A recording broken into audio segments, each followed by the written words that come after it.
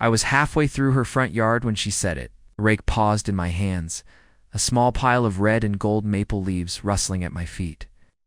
And I looked up to see her standing on the porch. Jacket zipped to her chin, fingers curled around a steaming mug. Her hair, that familiar ash blonde streaked with silver, caught the afternoon light just right, like the sun was in on some secret I wasn't. Her eyes didn't waver when she asked, "Do you think it's possible to fall in love again at 54? Like she was asking the weather forecast. Or what time the mail came. Before we jump back in, tell us where you're tuning in from, and if this story touches you, make sure you're subscribed, because tomorrow I've saved something extra special for you. I don't know what I expected when I agreed to help her out that morning. I hadn't seen Claire in almost 9 months, since the neighborhood block party last winter, when she brought a store-bought lasagna and left before dessert. I had thought she was still in that phase. The smile politely and don't stay too long phase. The one I'd been in for years myself, so I recognized it like an old coat I used to wear. But a week ago, I saw her at the grocery store staring way too long at 2 different brands of canned soup. And before I could stop myself, I said, "Claire?" She turned slowly, like she'd been woken up from a nap, and then smiled, tentative but real. I asked how she'd been. She said fine, and added that the leaves were starting to pile up, and her son had moved out. And the rake was still somewhere in the shed, but she wasn't sure where.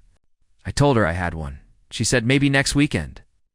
And so here I was, just after lunch on a chilly October Saturday, pushing piles of her life seasons into neat little mounds. But that question, that damn question, it hung in the air. Between us, strange and delicate. I looked at her for a beat too long. Not because I didn't have an answer, but because I wasn't sure she really meant it. Was it a thought that slipped out accidentally? A rhetorical thing meant to drift away with the leaves in the breeze, or was it something else? Something heavier, more dangerous. I planted the rake in the grass. "What brought that on?" I asked. She didn't flinch. "I was watching you, Rake." She sipped her coffee, eyes still fixed on me. You do it like someone who's done it 1,000 times. Thoughtful, like it matters. She shrugged. I guess it made me wonder. I laughed quietly. I think raking leaves and falling in love might be slightly different skill sets. Claire smiled, but didn't answer. She just took another sip and turned to go inside. Left. Me standing there with my rake and her question, and the cold breeze threading its way through my jacket sleeves. Now, let me back up a little. Claire wasn't always Claire from the porch. She used to be Claire from book club, Claire who laughed too loud, Claire who wore red lipstick to the mailbox. Her husband, David, passed away 2 years ago in March. Heart failure. Sudden, unexpected, brutal. They had been married 31 years. Raised 2 kids. Built a life together that everyone on our street envied just a little. You know, the type he grilled, she gardened. Their porch always had the right number of pumpkins in fall and string lights at Christmas. Perfect suburban choreography. And when he died, it was like someone cut the lights backstage. She kept going, but everything felt dimmer. And me. Well, I've been single for a while. Divorced 10 years now. My ex-wife, Monica, lives in Vermont with her second husband. Our daughter, Lily, is 26, and doing well in Boston calls when she remembers, which I've come to accept as love in her language. I've dated here and there. Nothing serious. Nothing that got under my skin. Most weekends I mow the lawn, catch a game, and drink coffee at a diner where nobody knows my name. And honestly, I was okay with it. I'd made peace with the idea. That love, the real kind, was something I'd already had and used up. That it was a one-time lightning strike. And if you missed a Torlosta too, didn't get another round. You just cleaned up the mess and moved on. But now here was Claire, asking the question I never dared to voice. And the worst part? I didn't know the answer. Not anymore. I finished the yard and knocked gently on her door. She opened it almost immediately, as if she'd been waiting. "All done," I said. "You've got about 20 bags worth of leaves, by the way." "It's like a tree massacre out there," she laughed. "That bad?" Worse. She stepped aside and let me in. Her living room was warm, cluttered in the way that says someone's still adjusting to being alone, a half-finished puzzle on the coffee table. 2 mugs instead of 1 in the drying rack. A photo of her and David tucked behind a stack of mail. I tried not to stare. "You want coffee?" she asked. "Sure." I sat down while she moved through the kitchen. The smell of cinnamon drifted through. She came back with 2 mugs, and we sat in silence for a few minutes, sipping outside. The wind kicked up, blowing a few stubborn leaves across the porch. "You never answered me," she said suddenly. I looked over about love. She nodded. I took a deep breath. I think. I paused, searching for something that felt honest. Oh, I think love doesn't care how old we are, but we start thinking we're too old for it. Like it's reserved for the young, like it belongs to people who still go dancing on Fridays and stay up late just to talk. But maybe that's just noise. Maybe the quiet kind of love, the kind that happens over coffee and leaf piles and long silences, that kind's still possible. If we're brave enough to let it be. She stared at me for a long time. That's a very specific answer. I smiled, but my throat was tight. I've had time to think about it. She looked away, her thumb running slowly along the rim of her mug. You ever feel like everyone else moved on and you didn't get the memo? All the time. Another silence passed between us. Not awkward. Just full, then she said, almost too quietly to hear. "I'm tired of pretending I don't miss being held." It wasn't a come on. It wasn't flirtation. It was something raw and true and aching. And I didn't know what to do with it. So I just said, "Yeah, me too." We didn't speak for a long time after that.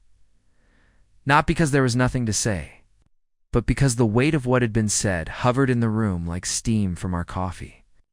Claire sat across from me, legs tucked beneath her, her mug cradled in both hands as if the warmth of it was all that kept her steady. The late afternoon light spilled across the carpet in thin golden lines, brushing against the photo of her and David on the mantel. It wasn't a perfect photo. His tie was crooked, and she was mid-laugh, eyes half closed, but it was one of those rare moments where the sciences of life actually made the memory better. I looked at it too long, and she caught me. "He hated that tie," she said softly. I nodded. I always thought it made him look more serious than he was. He wore it to every wedding we went to. Said it was his formal compromise. She smiled to herself. I tried to throw it out once. He fished it out of the trash like I'd tossed a winning lottery ticket. I chuckled. "Remember that? Wasn't it the Davis wedding? You wore green, and he kept saying you looked like a forest witch?" Claire grinned, the kind that starts in the eyes. "God, I'd forgotten that. Yeah. He said he married me for my potions." There was something comforting about the way she said married, not was married, like it wasn't past tense. Like the relationship still existed somewhere in another dimension where time didn't intrude. I didn't push back.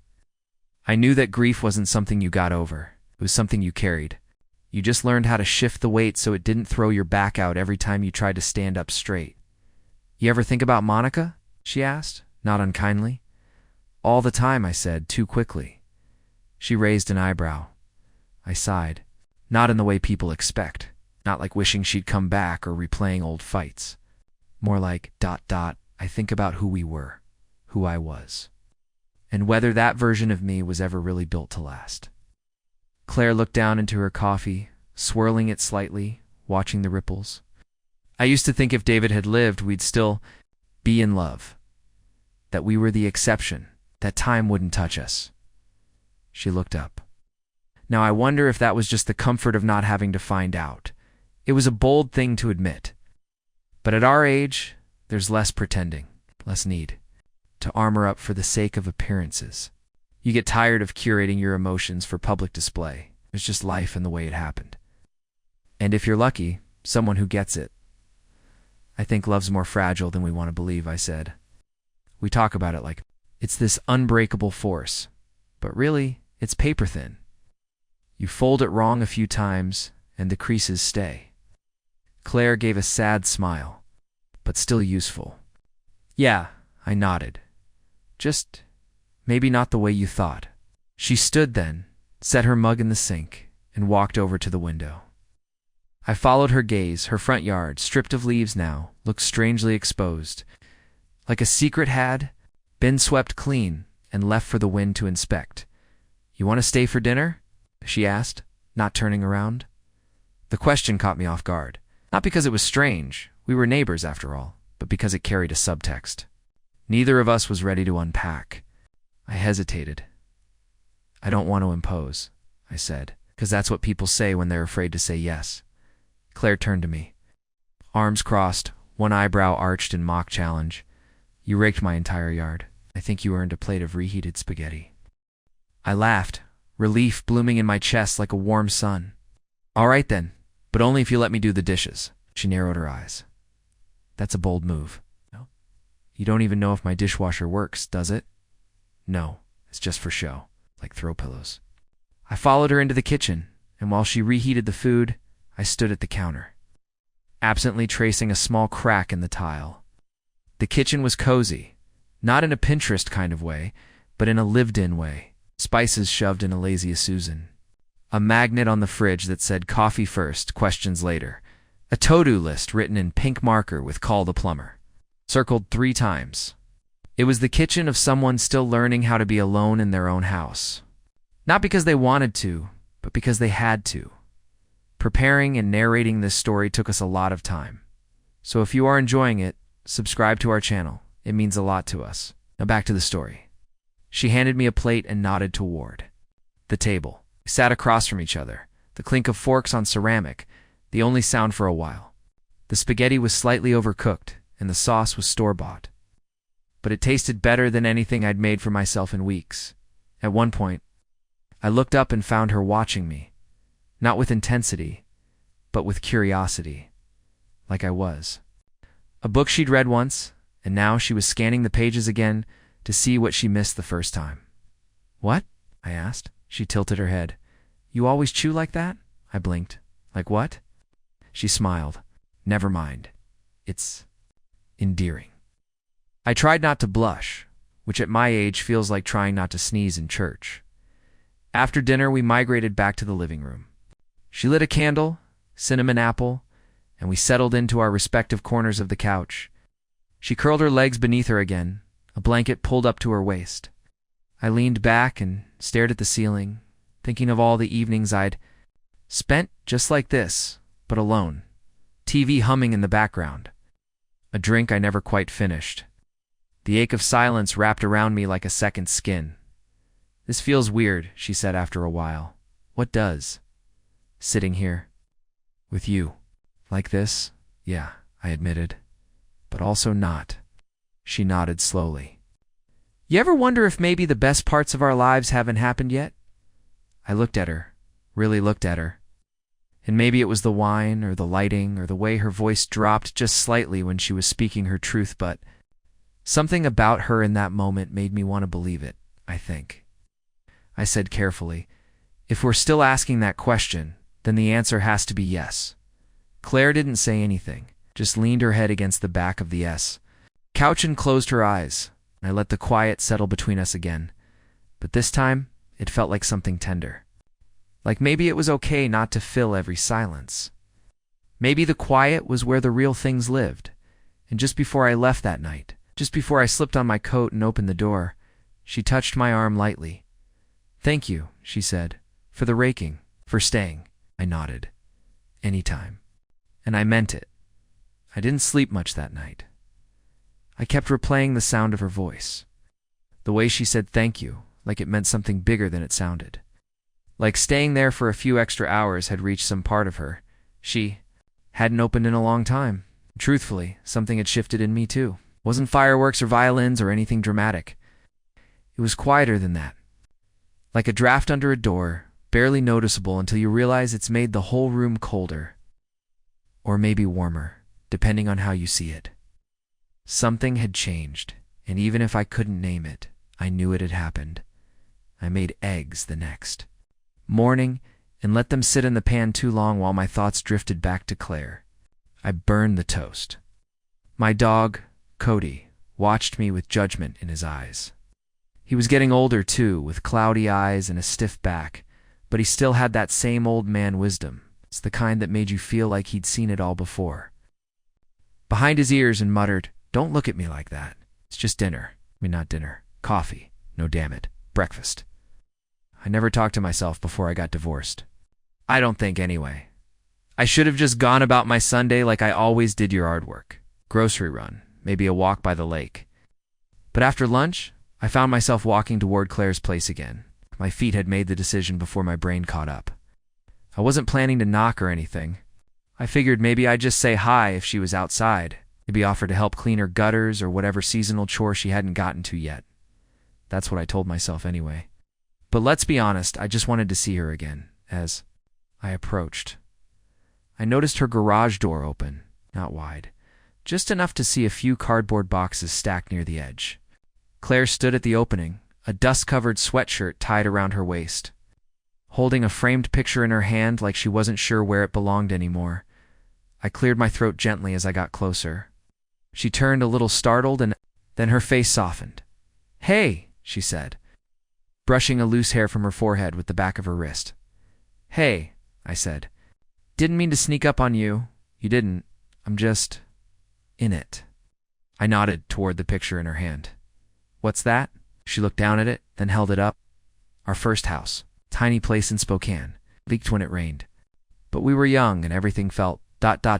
bigger back then." I stepped closer, peering at the photo. It was dated, faded colors, rounded edge, but charming. Her and David standing in front of a crooked little bungalow, beaming with pride. She looked barely 20, hair wild and sun-streaked, freckles across her nose. He had that same smirk he always did, like he knew something everyone else didn't. "You've always had that look," I said, without thinking. She blinked. What? "Look, like you've already lived 5 lives and you're just humoring the rest of us." She laughed, but there was a catch in it. "That's generous. I think it's just resting melancholy face." That hung. "They're a little longer than either of us intended." She turned back to the boxers. "I'm trying to sort all this out. Decide what to keep, what to let go of." "How long's it been since you looked through it?" "Not since the funeral. My daughter packed most of it away while I was, handling things." I nodded. "Want a second pair of hands?" Hesitated. "You sure?" "Claire, I'm a man who voluntarily raked someone else's leaves. Obviously, I have no boundaries." That earned a smile, and she stepped aside to let me in. We spent the next hour on the garage floor, surrounded by cardboard tombs of a life that felt both too close and impossibly distant. Photo albums, birthday cards, yellowed tax returns, ticket, Stubbs David's college sweatshirt, a model car he never finished, a Christmas ornament shaped like a pickle. I didn't ask. She didn't explain. Some boxes made her laugh. Others made her fall silent. I didn't pry. I just kept folding the flaps and stacking what she said to keep.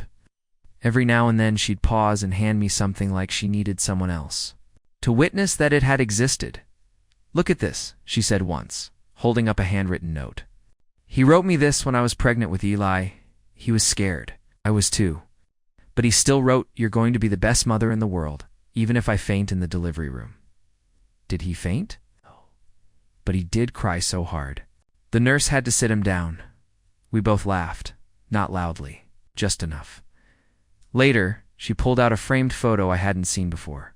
Claire and David, older this time, maybe in their 40s, sitting on a park bench, arms around each other, laughing, not smiling, laughing, heads tilted back, mouths wide open. A real, unguarded, belly-deep moment. It hit me in the chest. "He used to make me laugh like that all the time," she said, "even when I was furious with him, especially then. It's like then at her." "Do you miss him most when you're happy, or when you're sad?" She took a while to answer. "When I'm safe," she finally said. "That's when I remember what it felt like to be loved without question." The honesty of it made my throat tightened. I nodded quietly, then added, "You deserve that again." Claire looked at me like she wanted to believe it but didn't know how. "I wouldn't even know where to start," she said. "You already started." That surprised her. "How? You asked the question?" Her lips parted like she might respond, but she didn't. Instead, she reached for another box and pulled it toward her. But her eyes, even as she looked away, were wet. We worked in silence again after that. The kind of silence that didn't need to be filled. It's the kind that said, I see you. The kind that said, I'm here. And that was enough. By the time the sun began to dip behind the trees, casting long shadows across the garage floor, we'd gone through nearly everything. 2 key piles, 1 donate, and 1 I don't know yet, which was basically a euphemism for too painful to decide. Claire dusted her hands off and stood slowly, stretching. Thank you, she said. I stood too. Don't thank me. This stuff matters. It's not just junk. No, she agreed, looking around. It's memory. Then she looked at me, really looked. And there it was, again something unspoken in her expression. Not flirtation, not expectation, just something real. You. Want to come by next weekend? She asked. I was thinking about making stew. Can supervise to make sure I don't poison myself. I smiled. I'll bring bread. She walked me out and stood on the porch as I left. As I turned back for a final wave, I saw her watching me, arms folded, face soft.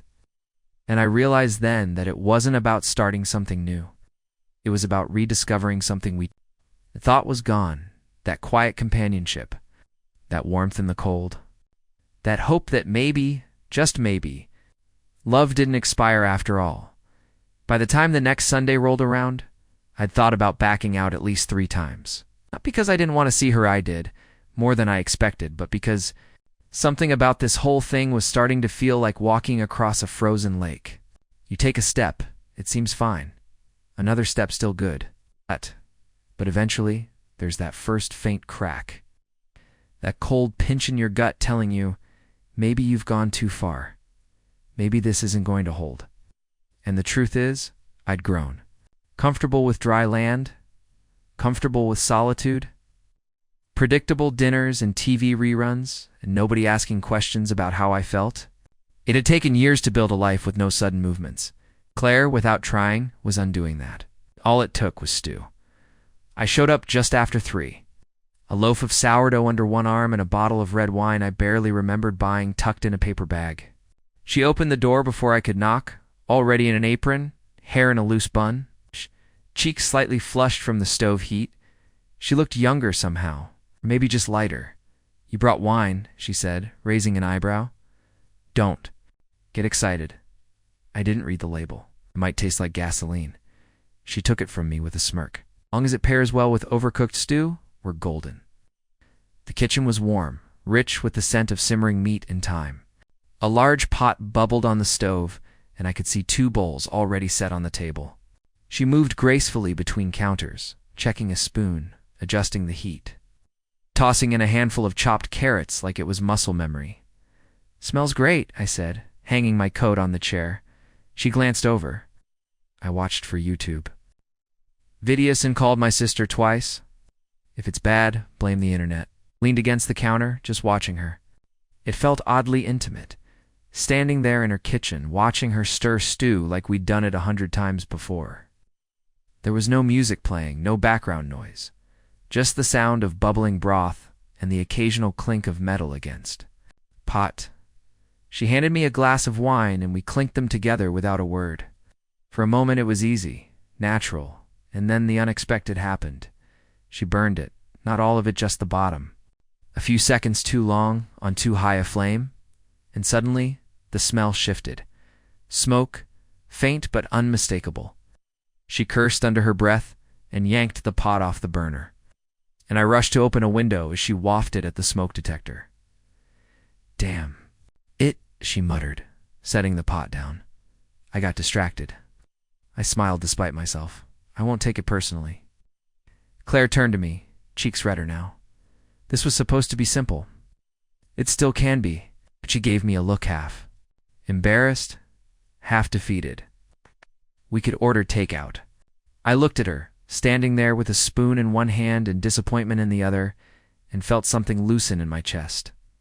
Or, I said, we can pretend it's smoky on purpose, like one of those rustic flavors chefs charge extra. 4, she laughed. So, burnt stew and overpriced wine. Romantic. I set the bread on the table. I've had worse dates.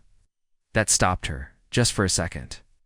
Her eyes met mine, and something flickered between us. Not a spark, something slower. a recognition. The stew wasn't the thing. It never was. We ate it anyway, and it wasn't awful. The bottom had scorched, sure, but the rest still had flavor, and the bread helped. We poured more wine, and the conversation turned softer. I told her about the time I accidentally adopted a second cat, thinking it was a stray. Turned out it belonged to my neighbor, who'd been wondering why her cat smelled like my cologne. Claire laughed so hard she had to dab at her eyes. She told me about a childhood trip to Italy, how she threw up on a gondola and blamed it on motion sickness, even though she'd secretly eaten 6 cannoli behind her mother's back.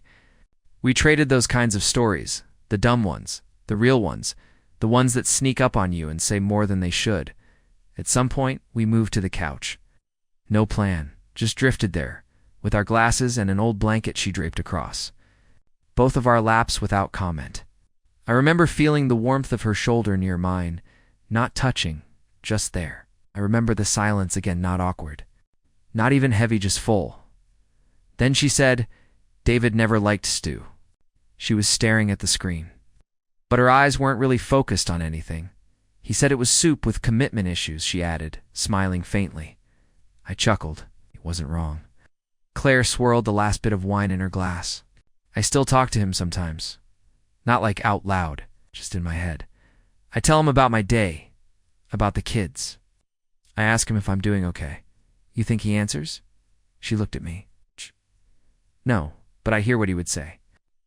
Usually enough. There was a quiet after that, a kind of respectful pause. And then I said, I'd do that with my daughter. Ask her what she'd think if I started dating again. She's always told me to go for it, but I don't think she really means it.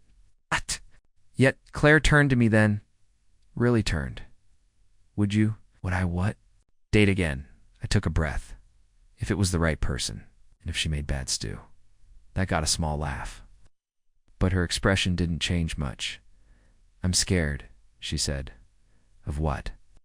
She didn't answer right away. Then of being seen again. Really seen. Without the marriage? Without the role? Just me. I nodded slowly. I get that. She looked at me. And you? What scares you? I thought about it. That I've been alone so long, I don't know how to be anything else. We sat with that.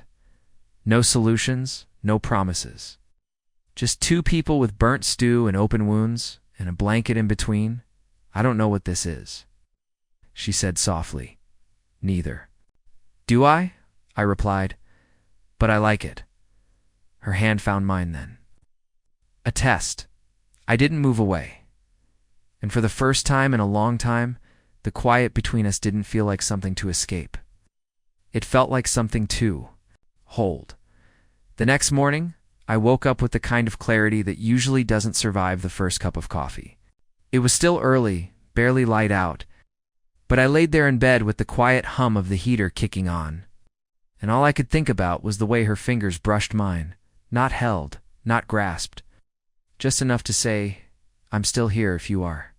It had been so subtle, so soft, and yet it was louder in my memory than anything else that had happened the entire evening. I hadn't kissed, hadn't made promises or even acknowledgments, but something had shifted again just a few degrees. I could feel it echoing through the silence of my house now.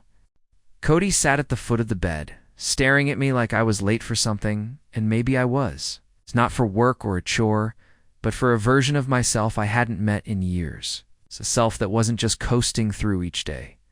A self that felt things, risky things, vulnerable things. It's a kind of self who stays just a little longer when someone opens the door to their grief and says, I made stew. Do you want some? Later that afternoon, I passed her house on the way to the post office. It wasn't intentional, at least. That's what I told myself, but when I saw her car in the driveway and her front door half open, I slowed down. There's always that internal tug when you're standing at the edge of something new. One part of you wants to run toward it, arms wide, and the other part wants to shrink back. Protect the fragile shell you've built around your peace. My knuckles hovered over the frame for a full second before I finally knocked. She opened the door wearing reading glasses and holding a half-folded towel in her hands. Well, this is a surprise, she said, tucking the towel under her arm. I offered, a sheepish smile. I was in the neighborhood. She stepped aside, without another word. And I entered a living room that looked almost the same as the night before, blankets still on the couch. Wine glasses rinsed and drying in the rack, the smell of cinnamon lingering faintly like a goodbye. Kiss from last night. Claire went back to folding laundry, standing in the middle of the living room like she'd just been caught in a moment she hadn't expected to share. I wasn't expecting company, she said. I wasn't planning to be company. She looked over at me, then folded another towel. I was just thinking about yesterday, about what we said. Me too. We gave me that half smile again. The one that carried decades of laughter and pain and sharp intelligence all rolled into a look. It scared me, she said. Waking up this morning and realizing I actually wanted to see you again. I sat down slowly in the armchair by the window, careful not to break the mood with anything too quick. That's not a bad thing, Claire. It is when you don't trust it. I understood that more than I wanted to admit. After the divorce, I'd gone on a few awkward dates, the kind where both parties clearly just wanted someone to validate that they were still capable of being wanted. Nothing stuck. Nothing real. I told myself I wasn't ready, but the truth was, I wasn't willing. I didn't want to risk giving the deepest parts of myself to someone who might not treat them with care. I think Claire had been there too, in a different way, maybe, but close enough that we'd both learn to live with our own armor. I don't want to ruin the quiet, she said suddenly, folding one last shirt, you know. The peace I finally found, it's fragile. Took me a long time to get here. I nodded. I get it, but what if the peace we've built isn't supposed to be permanent? She looked at me. What do you mean? I mean, maybe it was meant to be a bridge. Not a destination. Something that carried us out of the pain. Something that got us here, but not something we're meant to stay inside forever. She took that in. Lips pressed together, her eyes scanning the floor like she was looking for something she'd dropped. And what's on the other side? Of the bridge? She asked. I don't know. But maybe we're supposed to find out. She sat down on the couch across from me and pulled her legs up under her, the way she always did when she was settling in. What if I can't give what? I used to. Then we figure out what you can give. We go from there. She exhaled slowly, like she'd been holding her breath for longer than she realized. I keep telling myself I'm not ready, but I think that's a lie. I think I just don't want to feel stupid. I smiled. I've felt stupid for years. You get used to it? That got a laugh. Short but genuine, and then silence settled between us. Again, not sharp this time, but soft, like snow falling at dusk. We didn't have to fill it. We just let it rest there, a gentle space where neither of us had to perform, eventually. She stood and crossed the room, sitting beside me without asking. Our knees touched, then our shoulders. Then her hand found mine again, this time not brushing, not testing, just being there. I don't know what this is, she said for the second time in 2 weeks. I looked at her, then back at the window, where sunlight was starting to fall behind the trees. Me neither, but it's not nothing. That was the beginning of something real, not dramatic, not storybook. Just a quiet thread tying two people together after years of floating loose. We didn't kiss, we didn't make plans. But when I left that afternoon, we didn't say goodbye either. We said, see you soon. And that was enough for now. The thing no one tells you about falling for someone in your 50s is that you don't just fall for them. You fall for the version of them shaped by years you didn't witness, memories you weren't a part of, pain that happened before you showed up. And they fall for you with the same weight. You don't get a blank slate. You get a canvas that's already been painted on layers deep, some colors vibrant, some faded, others bleeding through in ways neither of you can fully explain. You don't love the idea of someone. You love the complexity, the cracks, the corners, or you don't love them at all. And that Saturday, standing in Claire's backyard, watching her kneel in a garden bed she hadn't touched in months, I realized I was had fallen in, not just for her laugh, or her mind, or the warmth of her shoulder on the couch. I was falling for all of it, for the way she paused before planting, as if asking permission from the earth, for the way her face went quiet when she talked about her husband without realizing. She was For the fact that, despite all the reasons not to, she had let me in anyway. She was digging up dead roots when I arrived. Hands in old gardening gloves, knees pressed into the damp earth. A pair of pruning shears sat beside her, half buried in leaves. She was so focused she didn't hear me come through the gate. I watched her a moment longer than I should have. She looked like someone building something for herself, something no one else could see yet. When she finally looked up and saw me, she smiled like it had been days. Not just one. "Hope you don't mind dirt," she said, pulling off a glove. "Depends. Is it symbolic dirt or just regular backyard kind?" She chuckled, standing up with a groan. "Little of both." I held out a thermos of coffee I'd brought with me, and she took it with a grateful sigh. We sat down on the small bench near the garden bed, side by side, sharing sips in silence for a few minutes. There was a chill in the air, one of those early November breezes that make you wonder how close winter really is. Claire tucked her jacket tighter, but didn't move away. "This was David's garden," she said eventually. "He used to say he liked growing things because it made him feel useful," said the plants didn't argue back. I smiled. Smart. "Man," she turned to me. "You know he was the one who talked me into moving here, right? I wanted to stay in the city, said we needed quiet, that we'd learn to love it. Did you?" "I learned to live with it," she said. Then after a pause, "Now I think I actually do love it, but not in the way he thought I would. I let that sit between us.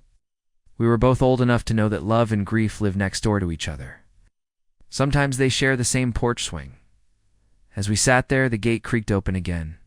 A woman, maybe early 30s, sharp jawline, short black coat, walked into the yard with the kind of confidence that made me sit up straighter. "Mom," she called. Claire stood. "I thought you weren't coming until Thanksgiving." Changed my mind. The woman's eyes flicked to me, pausing just a second too long before offering a polite, measured smile.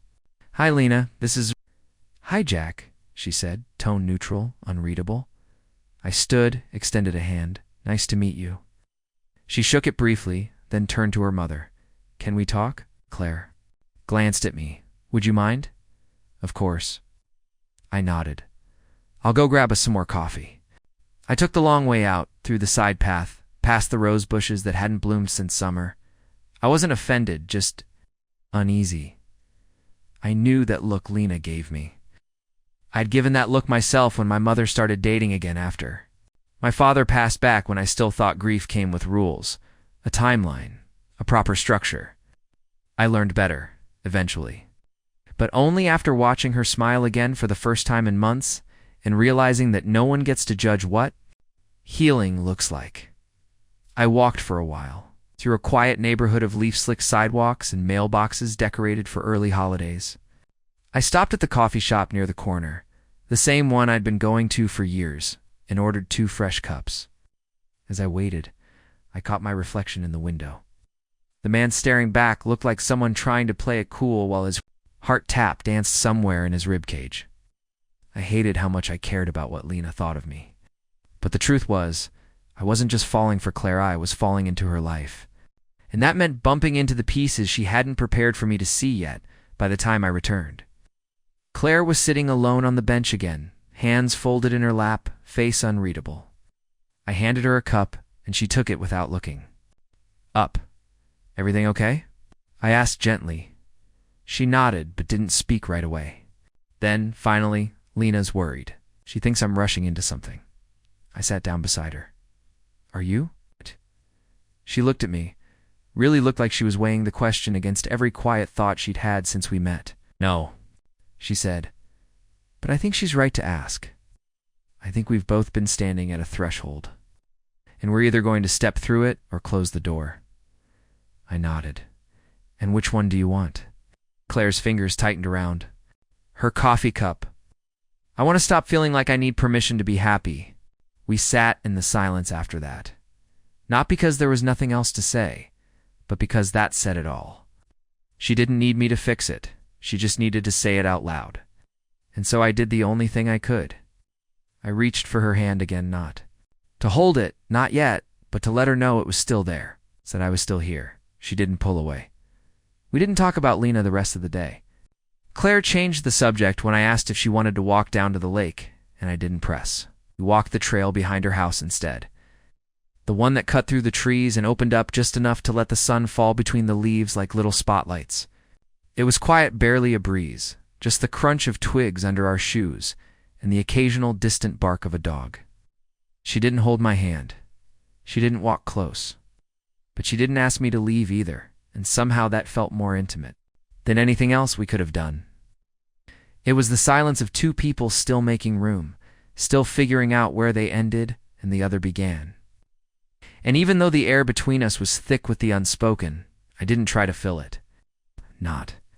Yet, we didn't go home. Not right away. We drove. Nowhere specific, just aimless turns and long roads, letting the hum of the tires say the things we weren't ready to yet.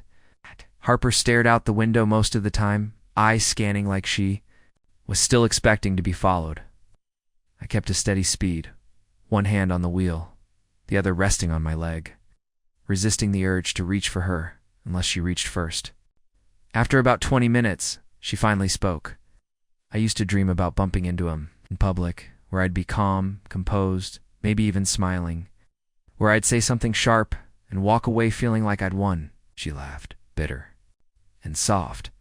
But when it actually happens, all you feel is small, like you shrunk 3 inches and lost your voice. I didn't correct her.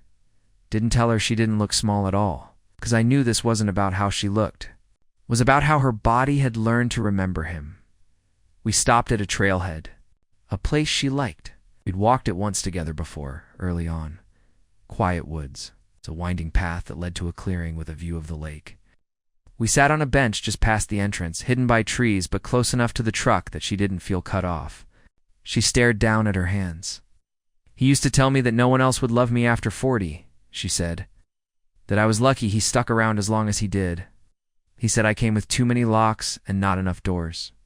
Her voice was steady, but I could hear the crack underneath it. I believed him. It's not because it made sense, but because he repeated it enough times that it just became background noise.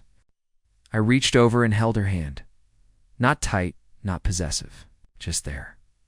Present. Grounded. He saw you, I said. But he didn't touch you. He didn't speak. You walked out. Corrected. Exactly. She looked at me then, and something flickered in her eyes. Recognition, maybe. Or realization. He didn't win, she whispered. He wanted to see the panic. I didn't give it to him. We sat there a while longer, just letting the woods take some of the weight. The wind moved through the trees like breath, and for a minute I watched her relax. Not completely, but enough. On the way back, she asked if I'd stay again that night. Not because I'm scared, she said, but because I don't want to be alone with the anger. That kind of honesty hits differently. It's not the kind that asks for rescue. It's the kind that invites you to witness. Back at the house, she moved quieter, slower, like someone navigating a body full of alarms. I offered to cook. She didn't protest. While I chopped onions, she stood by the sink, sipping water, her eyes drifting toward the window every few minutes. He's not going to stop, she said. Not if he knows I'm still flinching. Then let's show him something else, I said. Let's show him you don't live in shadows anymore. She nodded, then said something I wasn't ready for. Did you ever consider staying longer? Like more than a few nights? I turned from the cutting board. What do you mean? She said slowly. What would it look like if you weren't just visiting? That was the moment. The real one. Not the night we shared a bed. Not the morning after. This one where she didn't ask for protection, but for presence. For permanence. I stepped toward her, wiped my hands on the towel, and said, It'd look like me coming home from work and stopping at that awful grocery store on 5th. It'd look like me fixing the hinge on your front gate without being asked. Like us planting things this summer. Like keeping an extra toothbrush by the sink instead of in my bag. She smiled. It was tired. But it was real. That sounds nice, she said. It does, I replied, and it's not far away. We ate dinner by the fire that night. No TV, no music. Just two people sharing space without needing to explain it anymore. And when she leaned her head on my shoulder and exhaled for the first time in hours, I knew we'd just crossed another line, one that wasn't about safety or fear or the past sneaking around in the shadows. It was about choosing each other. Choosing now, the envelope came on a Wednesday. No return address. No markings except her name in familiar, precise handwriting that hadn't touched her life in 2 years. I was the one who brought it in. Was mixed in with the usual mail ads for gutter cleanings. A coupon from the grocery store, a magazine neither of us remembered subscribing to. But then there it was, thin, cream-colored, not threatening at first glance, just personal, and that was the problem. I handed it to her without comment, just watched her eyes scan the front. The color drained slowly from her face. She didn't open it right away, just set it on the kitchen counter like it might detonate. "I don't want it in here," she said quietly. I understood. I picked it up again and carried it to the garage, dropped it on the workbench like a roach that needed dealing with, but not in front of the houseguests. She followed me a few minutes later, arms crossed, barefoot in that oversized sweater she always wore on days she didn't want to feel seen. "Do you want me to open it?" I asked. She shook her head. "If it's from him, then he wants me to react. He wants me to spiral. That's his game." I waited, silent. "But if I ignore it, I'll spend the next month imagining every word inside." "So you're damned either way," I said. "Exactly." She stood there a moment longer, then picked up the letter and slit the envelope with a utility knife. I watched her hands as she pulled out the single page, no folds. No photos. Just one piece of paper that felt heavier than it should have. She read silently, mouth pressed into a thin line, her eyes moving fast.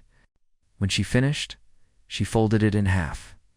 Then again, until it was a tight square clutched in her palm like something she could crush if she just held hard enough. "What did it say?" I asked. Not pushing, just offering space. She stared at the wall behind me. He said he's sorry. That he never stopped caring. That seeing me the other day brought back memories. She exhaled through her nose. He said I looked good. That he'd forgotten how strong I was. "That's not an apology," I said. "That's a leash, I know." Her hand was trembling now, and I stepped forward, gently taking a folded letter from her before she tore it in half with her teeth. I didn't read it. I didn't need to. It wasn't written for truth. It was written to reclaim space. We sat on the steps of the garage, the air damp, the lights softening into. Late afternoon, she leaned forward, elbows on her knees, voice low. "I used to write him letters, you know, after he left. I never sent them. Just pages and pages of all the things I wanted to say but couldn't. I still have them somewhere. In a box. In the closet." I nodded. "You ever think about burning them?" "Every week," she said. "But part of me thinks I'll need them one day. Proof. In case I ever forget how far I came. Or in case someone tries to rewrite the story." She looked over at me. "Exactly." We stayed outside until the air got colder, then went back in. She didn't bring the letter, left it on the workbench like a snake she was done being afraid of. That night, she didn't say much. Made soup from scratch.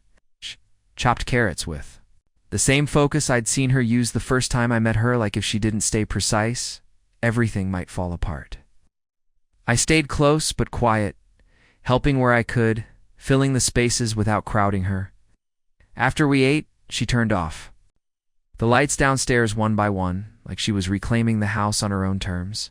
We didn't go to bed right away, just sat on the couch, her head resting on my thigh, her hand wrapped around my wrist, holding it like an anchor.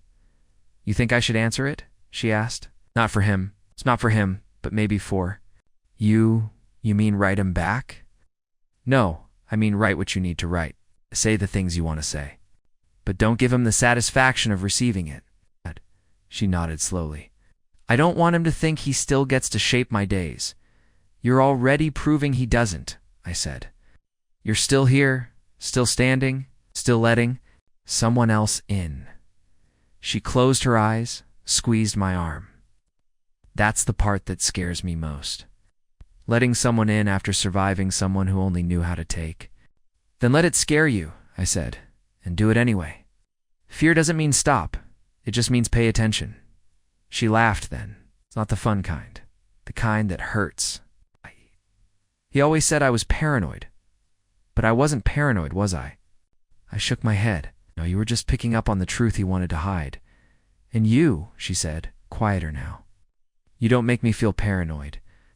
You make me feel like I'm finally allowed to be right about what I need. After she showered, she came out in a t-shirt I hadn't seen before. It was faded, soft, likely stolen from some drawer years ago. She slid into bed beside me and didn't say anything, just curled against me like someone who didn't need to explain the weight she carried anymore. I wrapped an arm around her and kissed the top of her head. No words, no promises, just presence. Steady and simple. And somewhere around 2 a.m., I woke up and realized she was asleep on her back, breathing slow. One hand open on the blanket like she was finally relaxed enough to let go. I stared at her for a while in the dark and thought about how strong you have to be to live with the echoes of someone who tried to erase you, and still open the... She turned, stirring spoon now still, eyes searching. Does it scare you? Yes, I said honestly. Not because I don't want it, but because I do. She didn't smile, didn't try to reassure me with words. Instead, she walked over, set the spoon down, and stood in front of me with her arms crossed softly against her chest. Me too, she said. But we've lived long enough to know that fear usually just means we're on the edge of something worth doing. I nodded, throat tight. I don't want to mess this up. You won't, she said, unless you stop showing up. Dinner was quiet, but not tense, just thoughtful, like we were both learning the shape of this new thing we'd built carefully, respectfully. Afterward, we sat on the couch again, her legs tucked under her, my arm draped around her shoulders like it belonged there. We didn't kiss that night. We didn't need to. What we had didn't need constant reaffirming. It was there in the quiet, the way she rested her head against me. In the way I closed my eyes and let myself believe for the first time in years that maybe I didn't have to do life alone anymore. Maybe, just maybe. I didn't want to. There's a strange intimacy in the quiet mornings that follow not passion, but presence, not fireworks, not declarations. Just the slow, steady rhythm of someone else breathing in your space. The shared clink of mugs, the soft shuffle of bare feet on hardwood floors. That's how it started to feel with Claire. It's like we'd slipped into something without needing to name it. We weren't rushing. We weren't playing at anything. It was just a rhythm beginning to emerge. She'd text me mid-morning. Anything from the store? I'd find myself walking the extra block just to carry her bags. I'd drop off Cody at her porch while I ran errands. And she'd spoil him with bits of toast and soft murmurs, as if she'd known him for years. We didn't talk every hour. We didn't need to. But the space between us had changed. It was no longer absence, it was invitation. Her house had started to smell like mine. My coat lived on the hook beside her door. My toothbrush found a quiet corner in her bathroom drawer, unspoken but acknowledged. We didn't talk about it, that was the thing. There was no dramatic sit-down. No what are we conversation. And yet the closeness grew. Quietly, steadily, like fire, learning how to burn warm instead of wild. One Thursday afternoon, I stopped by after work with a rotisserie chicken and a bottle of wine, thinking we'd keep it simple. When I walked in, I found her sitting on the floor, surrounded by an explosion of photo albums, her back to the couch and her legs crossed like a teenager studying for finals. She looked up when I entered, eyes soft, smile faint but immediate. Hope you weren't attached to the living room, she said. It's become memory lane. I set the food on the kitchen counter and walked over, crouching beside her. What brought this on? Cleaning the hallway closet. Found a box I thought I'd thrown out. I picked up one of the albums, the kind with yellowing pages and photos glued in at odd angles. On the cover, someone had written Summer '92 in fading ink. Inside were images of Claire younger, sun-kissed and laughing in oversized sunglasses. Holding a toddler on her hip, arms wrapped around David on some weather-worn dock. There was joy in those pictures. Real uncomplicated joy I forget sometimes. She said, not looking at me, that I had a whole other life. Not just with David, but before him too. That girl in those pictures, I don't know if I'd even recognize her now. I sat down beside her, resting my arms on my knees. Still her, just with more chapters? She nodded slowly, eyes trailing across a page. It's not about losing her, it's more like it's wondering who I've become in the quiet since. After he died, I filled my time with things that didn't require much of me. Organizing drawers, rearranging bookshelves, learning to live with silence. And now with you. It's like I'm hearing music again, and I don't know if I remember the steps. I reached over and touched her hand. You don't need to remember the steps. We'll just make up new ones, she looked at me, a tear gathering in the corner of her eye but not falling. You make it sound so easy. It's not. But it's simple. We ate dinner cross-legged on the floor, paper plates balanced on knees. Passing the wine bottle back and forth like college students, she showed me more photos. Stories spilled out, some joyful, some painful, none polished. I listened. I asked questions. Let her pause when she needed to. It wasn't about fixing anything. It was about witnessing. That was the difference. She didn't need rescuing. She needed someone who could hold the pieces with her and not look away. Later, she leaned against my shoulder, her voice lower. I worry sometimes that I'll get used to this, that I'll forget how to be alone again. And then if something happens, you'll figure it out, I said, interrupting gently, because you've done it before. Why? But you don't have to plan for heartbreak. Not yet. She closed her eyes. It's just that I learned not to count on anything. Not because people let me down, just because life did. I get it, I said. I stopped expecting to. But maybe that's what this is, a reason to try again. The wind picked up outside. Leaves danced along the sidewalk. The living room lights cast a soft gold on the carpet, on the open photo albums, on the quiet moment we'd built from scratch. And I realized with startling clarity that this wasn't the kind of love you run toward. It was the kind you walk into, one step at a time, fully awake. We didn't sleep together that night, not because we didn't want to, but because the moment didn't need it. What it needed was a kind of gentleness we were both still learning to trust. I stayed until almost midnight, kissed her forehead, and promised I'd be back in the morning.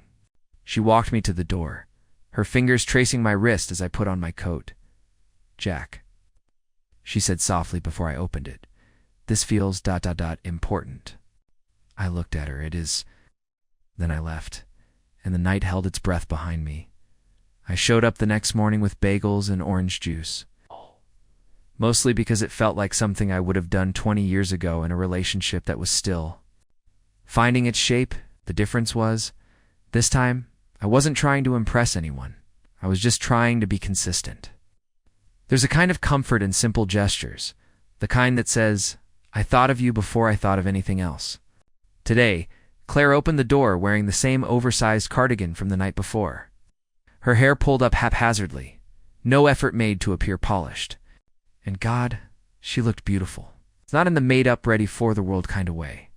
She looked real. It's like someone who had cried and laughed and stretched and folded herself, so many times that the creases just became part of the fabric. Brought food, she said, eyes scanning the paper bag in my hand. That puts you in my top 5 favorite people today. Only top 5? Asked, stepping inside. Well, Cody's still ahead of you, she replied, nodding toward the living room where my dog was already sprawled on her rug, like he paid rent. Fair, I said, handing her a bagel and pouring the juice. We ate at the kitchen counter in quiet sync. And even though neither of us said much at first, the energy was easy, familiar, like two people who'd already had the hard conversation and were now just letting the air settle. Eventually, she leaned against the counter, twisting her mug between her palms. I talked to my sister last night. She said, told her about us. I looked up. How'd that go? Claire shrugged, surprised at first. Then she got quiet. Then she said, good. You deserve something that's about you for once. I could tell that last part hit her harder than she expected. I didn't realize how much of my life I'd spent living for someone else until she said it. David, the kids, the neighbors, the PTA, the church committee. Every version of me had a purpose that was about someone else's needs. She paused, voice softening. This with you. It feels like the first thing that's just mine in a long time. There was something fragile in that, and something deeply brave. I crossed the room, stood behind her, and wrapped my arms around her waist. She leaned back into me slowly, like someone remembering how to trust gravity. Then let it be yours, I said into her hair. No expectations, no performance. Just space to be whoever you are, however you are. She tilted her head slightly, letting it rest against my cheek. I don't even know what that looks like yet. It's okay, I said. We'll find out together. We spent the afternoon sorting through another closet. She claimed it was a disaster zone. Really, it was just full of things she didn't know how to part with, wedding gifts they'd never used. Coats 2 sizes too big, a sewing kit from her mother. Every item had a history, and I learned early not to joke about tossing anything. Instead, I held things up, waited for her to nod or shake her head, and listened when the memories came pouring out. One box was full of old letters, actual paper letters David had written her during his business trips in the early 2000s. Back before text messages made everyone lazy, she read one out loud. It was sweet, awkward, and a little rambling. The kind of letter someone writes when they're trying too hard to be romantic, but still manage to land somewhere honest. Claire folded it slowly, like she was tucking something sacred back into a box that could never quite contain it. He tried, she said, even when he didn't know how. That matters, I said. She looked up at me. Do you think it's strange that I still love him? Not even a little, I answered. Love doesn't disappear. It just ... changes seats. That made her pause. Changes seats? I nodded. Yeah, like at a table. Some loves stay at the head, and some move to the corner, and some just become part of the room. But they're still there. She smiled quietly. I like that. That night we cooked dinner together again. Nothing. Fancy chicken stir-fry? Because it was what we had, and we were too tired to plan anything elaborate. It was during dinner, over mismatched plates and the soft sound of jazz coming from the old stereo in the corner, that she asked the question I'd been quietly preparing for. Jack, she said, setting her fork down, are you still in love? With your ex-wife? I looked at her. Not surprised, not defensive, just thoughtful. No, I said. I loved her, and I respect what we had. But love like that needed both of us to want the same future, and we didn't. It broke me for a while. But now I just hope she's happy. Claire nodded. That's a good answer. It's also the truth, I said. Honest. The love I feel now, this thing growing between us, sits deeper already, because I'm more honest now. I'm not trying to be someone. I'm just trying to be here. She reached across the table and took my hand. Me too. Didn't say anything for a while. Just sat there in the soft light of her kitchen. Two people who had loved and lost and lived through decades of expectation, now trying to write something different. Something smaller. Something that didn't need fireworks or fanfares. Presence. Just trust. Just showing up. And maybe that was the thing about starting over later in life. You don't expect perfection. You don't demand certainty. You just hope for real. If you're lucky, if you're really lucky, you get someone who looks at you across a kitchen table, candle flickering between you, and doesn't ask you to erase your past, but instead offers a chair beside theirs and says, "Come sit with me. We'll figure it out together." It started with a voicemail, not a long one, not even emotional, just Lena's voice, flat and steady, asking Claire if she could come by on Sunday to talk in person. No explanation, no hint of tone that would give it away.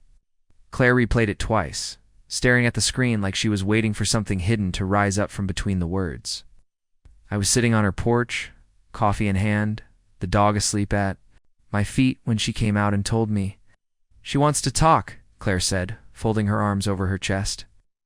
Eyes on the horizon like the answer might be hiding out there in the trees. "Did she sound upset?"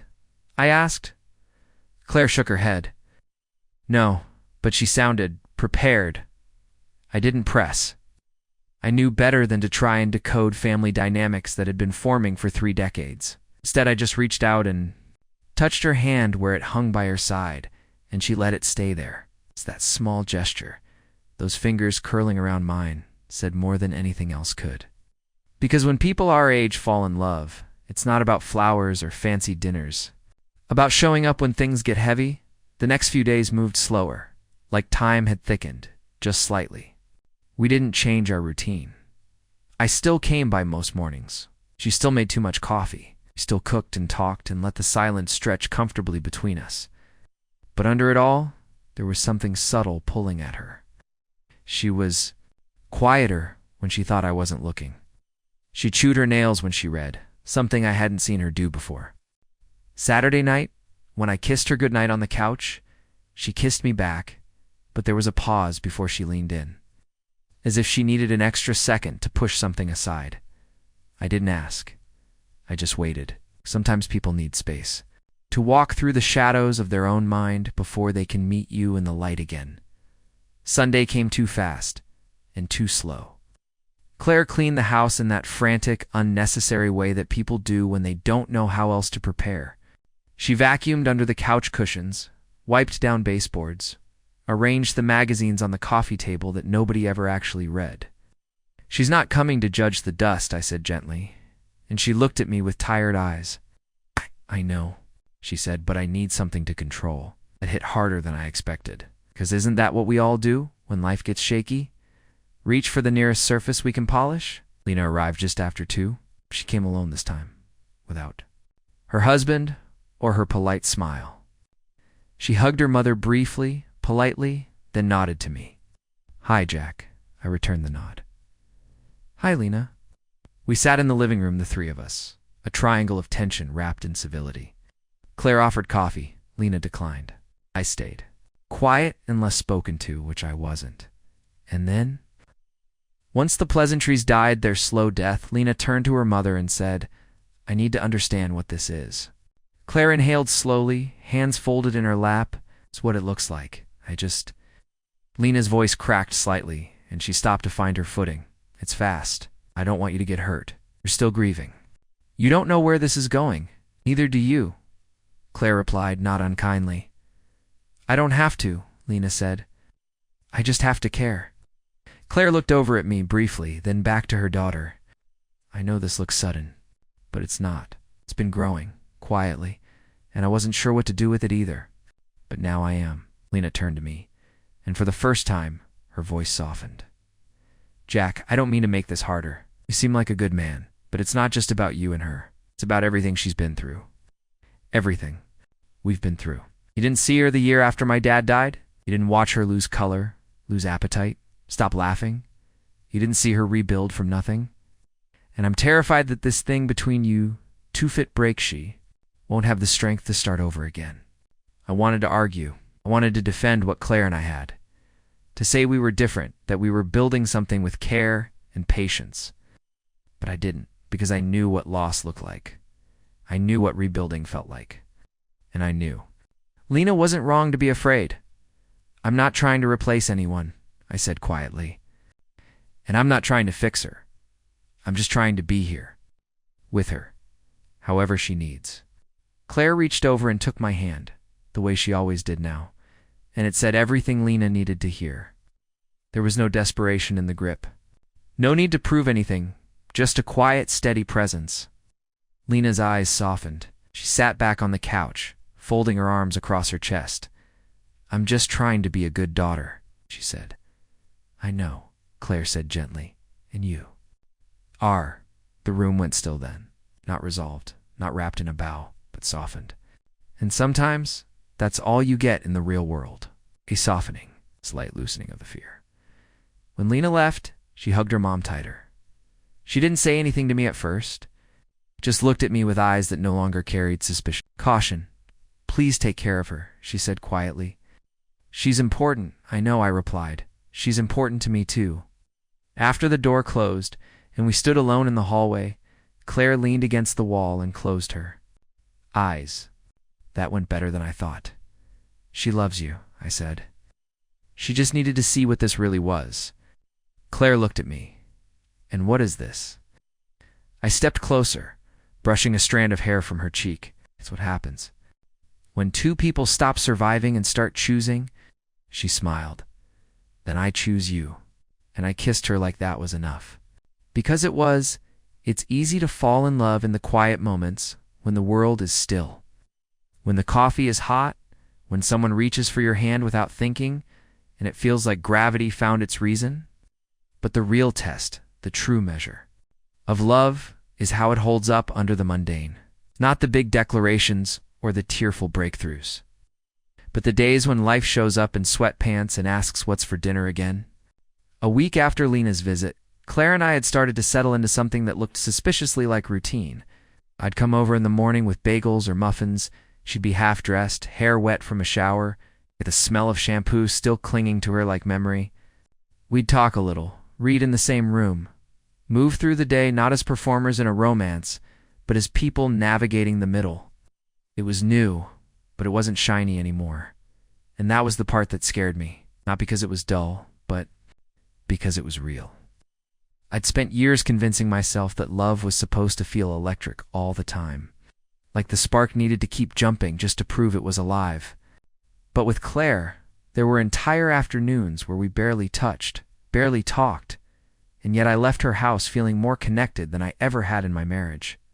It wasn't passion for the sake of fireworks, it was warmth that lasted even after the fire went out, but real things don't come without friction. The first bump came on a Tuesday evening, somewhere between chopping onions and deciding whether we were watching a movie or going for a walk. I mentioned offhand that I might visit Lily in Boston next month. Claire nodded but went quiet. Didn't think much of it at first. But when I looked over at her, she was peeling carrots like they'd personally insulted her.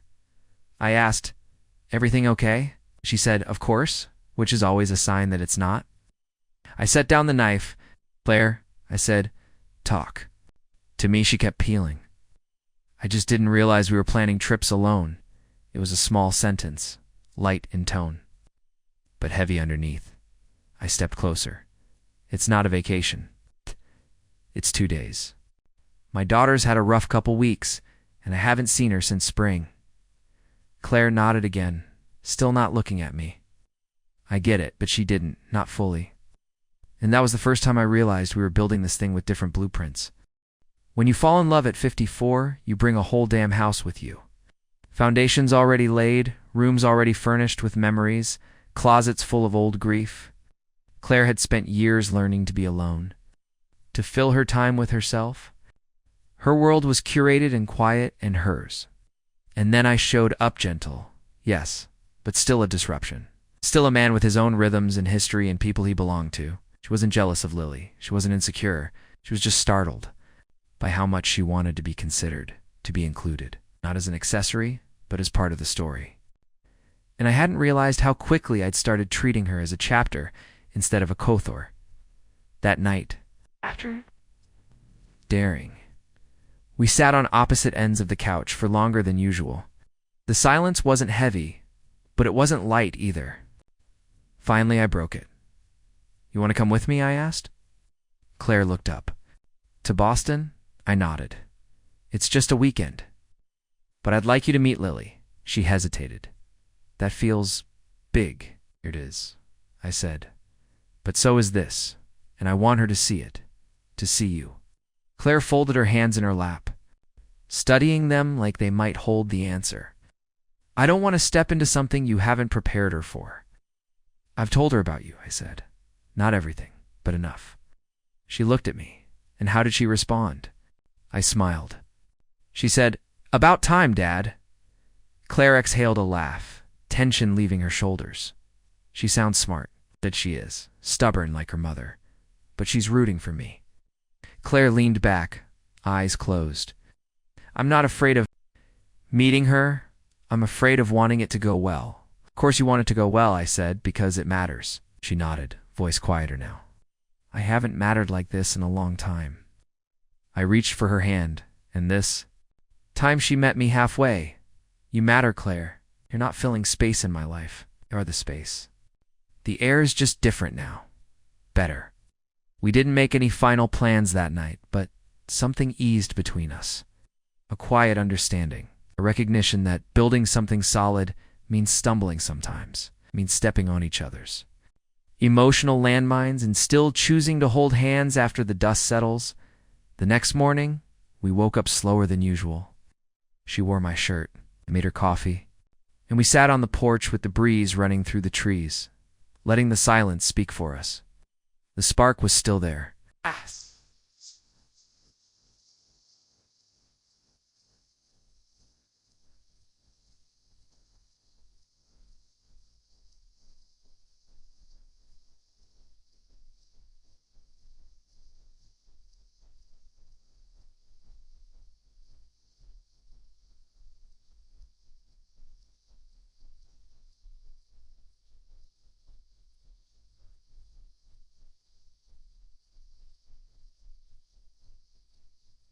That afternoon, I called Lily and told her Claire might be coming. Lily didn't hesitate. Tell her to pack a coat. Boston in December is brutal. I relayed the message, and Claire just smiled, folding laundry with a little more ease in her posture. Already better at this than I am, she said. No, I told her. She just hasn't been hurt the same way. Claire's eyes met mine. But she will. Someday. Maybe, I said. But when she does, I hope she's got someone like you on the other side of it. We took the early flight. Claire wore a soft gray coat with a scarf I hadn't seen before, tucked in just right, the kind of look that made her seem like she belonged in every quiet corner of an airport. I carried our bags and tried not to let the nerves show, but they buzzed under the surface anyway. It's not the kind you get from turbulence or delays, but the kind you feel when the life you've built before is about to collide with the life you're trying to build now. She'd asked me a few nights before if Lily knew everything. I told her not everything, just the parts that mattered. That Claire was important to me. That I was serious about her. She wasn't a replacement, just someone who showed up and reminded me I still had a heart that worked. Claire nodded, said okay, but I knew that wasn't all she wanted to ask. I knew there were pieces of herself she was still guarding, not because she didn't trust me, but because stepping into someone's family is a lot like entering a house where you weren't invited. Even if the door is open, you still wipe your feet. Still wonder if you're sitting in someone else's chair. Lily met us at the airport with her coat unzipped and coffee in both hands. Her smile the same one I'd seen since she was 6, gap-toothed and unapologetic. She hugged me first tight, quickened, then turned to Claire with a warmth that felt cautious but real. Hi, Lily said. Hi, Claire replied, her voice even, her eyes meeting my daughter's without flinching. Thanks for letting me come. I'm glad you did, Lily said, handing her the extra coffee. It was a small thing, but it broke the ice. We drove through the city as the sky threatened snow. The streets already gritted, the buildings softened by the early December light. Claire watched out the window, asking questions about the neighborhoods, the parks, the university where Lily worked part-time. Lily answered icily, weaving between small talk and personal details, her tone relaxed but always slightly measured, like she was still trying to decide how much to open up. We spent the first day walking through the city, stopping at bookstores, ducking into cafes, letting the rhythm of conversation build its own pace. I watched them from a few steps behind sometimes, just observing how Claire tilted her head when Lily spoke, how Lily glanced over to gauge her reactions. They weren't trying too hard. That's what made it work. No one was forcing connection. They were just two women, both close to me, learning the shape of each other's presence. That night, we had dinner at Lily's apartment, a small third floor, walk up with too many plants in a kitchen that doubled as her dining room. She cooked something ambitious, a risotto that took longer than expected and came out slightly overcooked, but Claire praised it like it was gourmet. Lily laughed, poured wine, and started asking questions that had weight. So, how did you to meet? Claire glanced at me, waiting to see if I'd jump in first. I told the story the way I remembered it leaves. A rake, a porch, and a question about love at 54.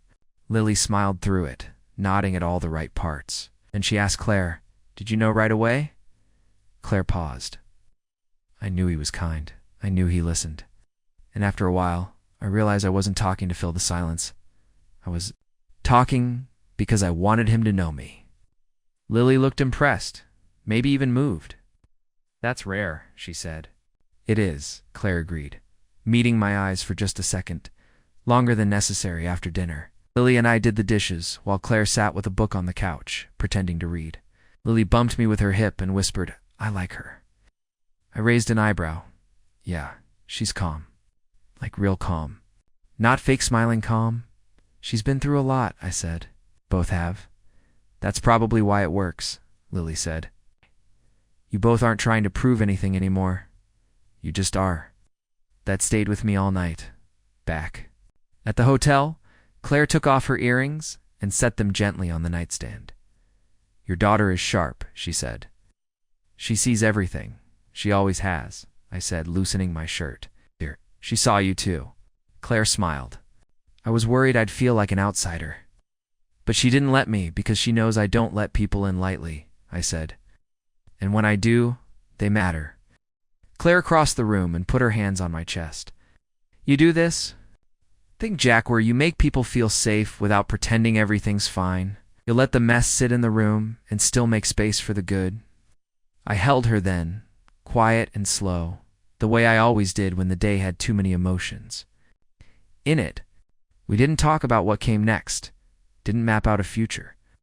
We just let the warmth stretch between us and reminded each other, wordlessly, that this, whatever it was real enough to stand in someone else's kitchen and talk about. How it started. The next day, Lily took us to a small museum near the river, one Claire had mentioned the night before. They walked side by side, pointing at paintings, trading thoughts. I kept a few steps behind again, watching the way they moved together, now less carefully, more fluid. At one point, Claire turned to me, eyes lit with something I couldn't name, and mouthed, "Thank you." I nodded, because I knew exactly what. She meant thank you for the chance, for the space, for not needing her to erase who she'd been before me, for showing her she didn't have to audition for the rest of her life. When we flew home, we sat side by side, her head on my shoulder as the plane hummed through the clouds. She didn't say much, neither did I, but her fingers found mine, and that was the only confirmation I needed. Before it met after, and no one broke. In fact, something stronger started to form right there.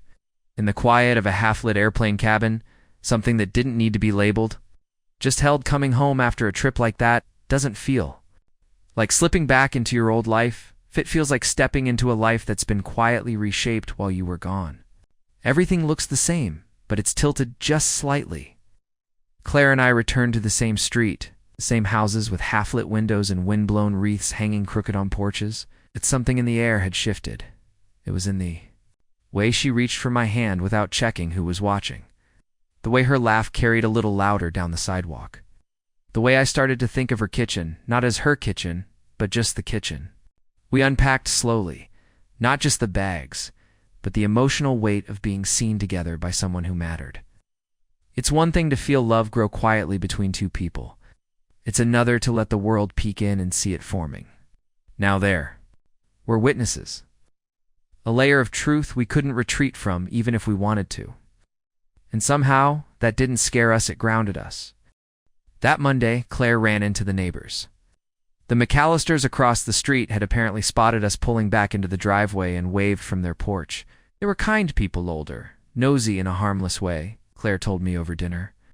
That Mrs. McAllister had said, "You look happy, dear," and Claire, for once, didn't deflect. "I am," she'd replied. Just that. Simple and enough. We didn't talk about it much, but it meant something. A woman who had spent the last few years learning how to be invisible was now learning how to be seen again. And not just in my arms or my words, but out in the world. Claire was the kind of woman who always carried herself with grace, but grace had often been a shield. Now it looked like something she wore with intention, like armor she no longer needed to hide behind. By Thursday, we were back into something that looked like a pattern. I'd show up with groceries. She'd cook, I'd handle the dishes. We'd read in the same room and drift into quiet the way some people drift into music. But even routine has its sharp corners. And the first real one showed up late that night. When I couldn't sleep and found myself pacing the hallway, Claire heard me. She came out of the bedroom wearing that long robe I liked, her hair mussed and her eyes heavy with half-sleep. "What's wrong?" she asked. I paused, halfway between speaking and silence. Then I just said it. I don't know how to live with someone anymore. She blinked at me, took a step forward, then sat on the edge of the armchair. We're not living together, Jack, I know, I said. Not officially, not on paper. But emotionally, it's starting to feel like it, and I love it. I do, but I keep waiting for some part of me to mess it up. She folded her hands in her lap. You think you'll sabotage it? Maybe not on purpose, I admitted. I've been on my own for a long time. I've gotten good at retreating, at keeping a buffer. And now you're here, and I don't want space between us, but I also don't know how to stop checking the exits. Claire was quiet for a moment, the air still between us. Then she said, I don't need a man who knows how to move in. I need one who knows how to stay. And those are two very different things. I walked over and sat beside her on the armrest, close enough that our legs touched. I'm trying, I said. Every day, I know, she replied. So am I. She leaned her head on my shoulder and sighed. We both had lives before this. We both survived heartbreak that taught us how to protect ourselves. It makes sense that there are still landmines. We just have to agree not to run when we step on one. That night, I didn't sleep much, but I didn't pace again. Instead, I laid beside her in bed, her back pressed to my chest, and I listened to her breathe. I counted her exhales like promises, and I let myself believe, maybe for the first time, that love in this season of life wasn't about erasing the past. It was about building something steady enough to hold it. The next morning, Claire made pancakes. She hummed as she stirred. The batter, off-key and low, and I stood there barefoot in her kitchen thinking, this is it. This is what love looks like now. No fireworks, just warmth, just showing up, staying through the night, and making breakfast the next day. A few days later, we went to a dinner party. Small, quiet, hosted by a couple Claire knew from years ago, Painter and her partner, both of whom had seen Claire through the worst months after David passed. They were kind, curious, and careful. When we walked in together, their faces lit up with that specific kind of surprise that said we didn't think she'd ever smile like this again. One of them pulled me aside in the kitchen later and said, "Thank you for not trying to save her. It's just for being the kind of person she could grow next to." I didn't know what to say to that, but it stuck with me. On the way home, Claire rested her hand on my knee as I drove. "They like you," she said. "That's good," I replied. I wasn't auditioning. "But it's nice to be welcomed. It's more than that," she said. "They saw something, and I think I did too." I glanced over. "What did you see?" She smiled, slow and deliberate. "Myself. But not who I used to be. Who I am. Now, with you. And maybe that's the whole point of love after loss. Not to recreate what was, not to chase some youthful idea of perfection, but to stand beside someone in the middle of the day, in the middle of your life, and say, this is me, still standing, still open, still willing to try." It was a Wednesday morning when the call came early, still dark out, the kind of hour where the world hasn't decided what kind of day it's going to be yet. Claire's phone buzzed once, then again, the screen lighting up on the nightstand like a flare. I was half awake, still wrapped around her, and she reached for it with a quiet sigh, trying not to disturb the warm hush we'd settled into. I felt her body stiffen slightly before she sat up against the headboard, her voice low and cautious. "Hello?" Watched her face shift as she listened. The light from the phone screen painted her features in pale blue and shadow. "Wait," she said. "Is she okay?" I sat up. Claire's free hand reached for mine without looking. Yes, I can come. Just give me an hour." She hung up and stayed still for a long moment. Her breath caught somewhere between control and panic. "My sister," she finally said. "It's Mom. She's in the hospital." The words settled like stones between us, and I understood immediately that everything about today had changed. "What happened?" I asked. She collapsed. "They think it's her heart." Claire swung her legs over the edge of the bed and started reaching for her clothes. "They're not saying much yet. Just that she's conscious, but it's not." "Good." We were on the road within the hour, the car silent except for the hum of tires on wet asphalt. I drove while she stared out the window, her hands clenched in her lap. I didn't try to fill the silence, not with words, not with comfort. Some moments ask for space. This was one of them. Claire's mother lived 2 hours away in a small coastal town neither of us had been to in years. I remembered meeting her once, briefly, when David was still alive. She had sharp eyes, a tidy house, and the kind of presence that filled a room. Without raising her voice, Claire had spoken about her sparingly over the years, not with bitterness, but with a quiet kind of distance. Their relationship was complicated in the way so many mother-daughter bonds are filled with love, expectation, history, and the slow erosion of closeness that happens when grief builds fences no one knows how to take down. When we arrived at the hospital, Claire's sister was already in the waiting room. Her expression, a mirror of the tension Claire had been holding in. They embraced without words, that kind of fierce, tired hug that siblings trade when the weight gets too heavy to carry alone. I stayed back, uncertain, but Claire reached for my hand before heading down the hall. "Come," she said simply. And so I followed, not as a guest, not as an outsider, but as someone who now belonged to her story. Her mother looked smaller than I remembered. Frail against the white of the hospital bed, her skin paper-thin, her breathing shallow but steady. Claire stood at the edge, watching her sleep for a long moment before finally sitting. "She looks different," she whispered. "She looks breakable." I placed a hand on her shoulder. "We all do, eventually." She nodded, her fingers twitching slightly in her lap. "I don't know what to say to her." "Say what you'd want." "To hear if the roles were reversed," I said, "even if it's messy." Claire looked at me, eyes brimming. "What if she doesn't want to hear it?" "Then say it for yourself," I said. "Say it to let it out."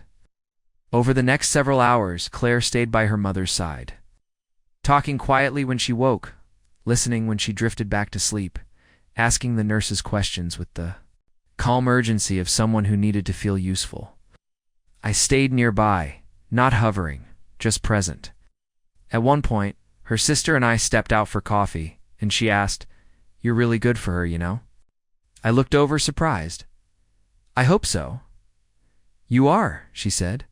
"I've never seen her so ... open. Even when David was alive, she carried a lot by herself. But with you, she lets it breathe." It hit me in the chest in a way I didn't expect. Because I'd spent so long thinking love was about passion, about proving, about earning. But maybe it was just about giving someone the space to unfold. That night, after her mother had stabilized and visiting hours ended, we checked into a small motel down the road. Claire sat on the edge of the bed, eyes distant, shoulders slumped. "I thought we had more time," she said, not just with her, but with all of it. "I thought I'd get around to the hard conversations when I was ready." I sat beside her. No one's ever ready. She looked at me. What if she dies, and I never tell her how angry I was? How abandoned I felt after David died and she didn't come help? What if I don't get the chance to say it? I took her hand. "Then say it now. Say it here. Say it even if she never hears it." Claire nodded slowly, and the tears finally came, quiet, heavy, the kind that don't ask for comfort, but need it anyway. I held her until the sobs gave way to silence, until the weight of everything softened into breath. We lay side by side in that motel bed, staring at the ceiling, our hands tangled on top of the covers. "I'm scared," she said. "Of losing her, of losing you." I turned to face her. "I'm not going anywhere. Not unless you tell me." She shook her head. "I don't want to carry this alone anymore." "Then don't," I said. "Let me be the person you lean on."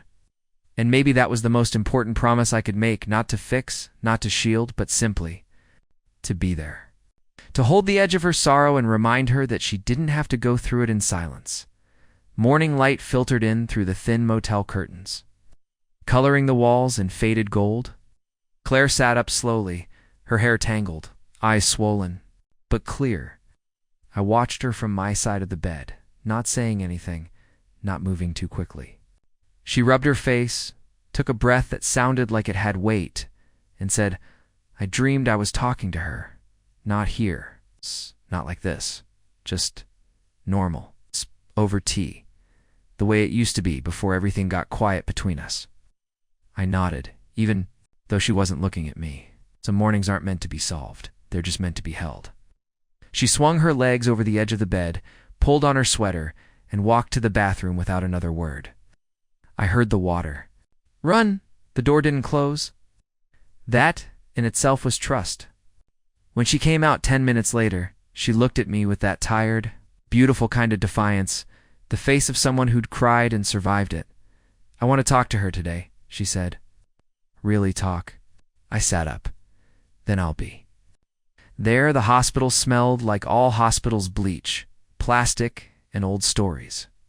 Claire's mother was propped up in bed, pale but alert, her eyes sharper than they'd been the day before.